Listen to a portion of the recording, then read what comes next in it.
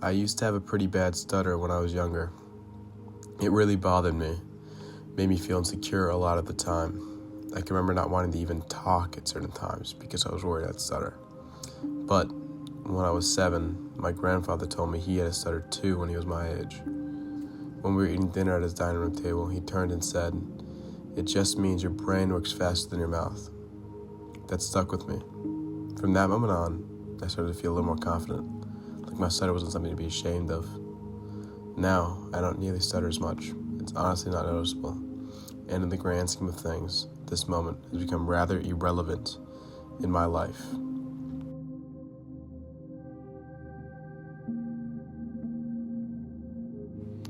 It's probably hard to notice unless you're really paying attention, but I walk a little weird. Not a dramatic way, just a slight deviation from what you'd call normal. My parents have pointed it out before. They say I walk on the sides of my feet. My mom, who's super health conscious, insists it'll eventually lead to plantar fasciitis or some kind of stress-related injury. But the truth is, I've never been able to change the way I walk, and honestly, I've never really cared. I don't think it matters that much how you walk or how close it is to the standard. I'm not that worried about the medical stuff either. Yet, I've always wondered how different I'd be if I didn't walk the way I did, or if it would even make a difference.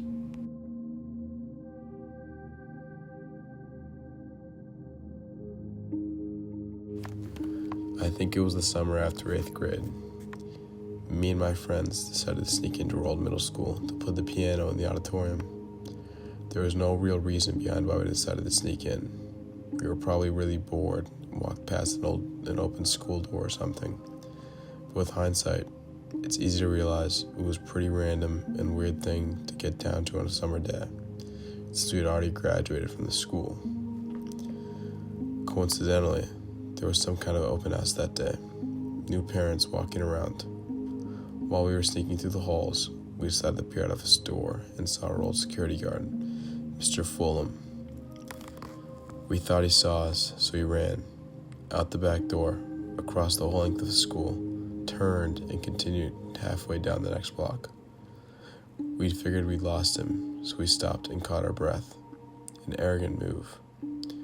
But we just all decided that there was no way he'd catch up now, since we didn't even see him running behind us.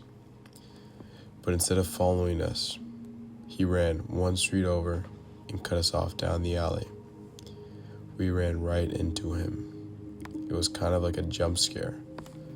My first instinct was to run away, but considering we'd only be digging ourselves a bigger hole, we all thought it was best to just stop running at that point. Mr. Fulham was always a nice security guard, funny too. Never went too hard on anyone, but also did not give in to BS. Honestly, he probably should have never ran away, considering it was Mr. Fulham. We were not in trouble, but he was certainly disappointed. He gave us a firm talking to, and we went on our way. In the end, it didn't mean much. It's one of those events in my life that if I was reminded of it, I would remember it.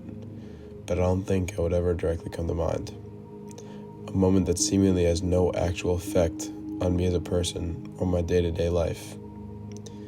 People have momentous occasions in their lives that are memories, but they also have plain, pretty random moments too that they remember. But sometimes I wonder, are these moments just things that happen to us? Or are they things that end up making us who we are? If all the small, irrelevant moments in our lives that you never think about never happened, would you still be the same person?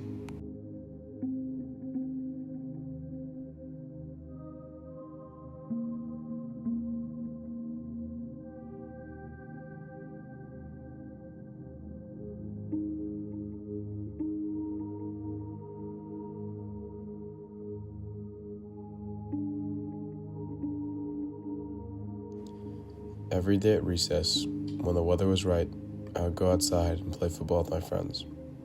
There are very few exceptions. We'd draft teams and run a scrimmage. It didn't matter who won, and oftentimes we wouldn't even keep track of the score. I'd attribute this to why I play football now, but the two really have little to do with each other. I always think about whether I would still have ended up out there if I'd gone to a different school, live somewhere else? It's impossible to tell. Yet I still wonder, is there just something about me that's always wanted to play football? Or have I just always found myself doing it? Also, in this video, we couldn't find the football, so we just used a random volleyball for catch.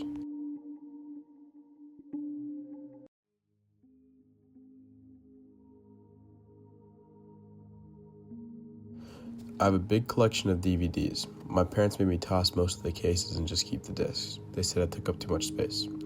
Most of them came from my parents anyways. They were always buying movies. Sometimes I wonder if I love film because I grew up around so many DVDs, or if I watched so many because I already loved it.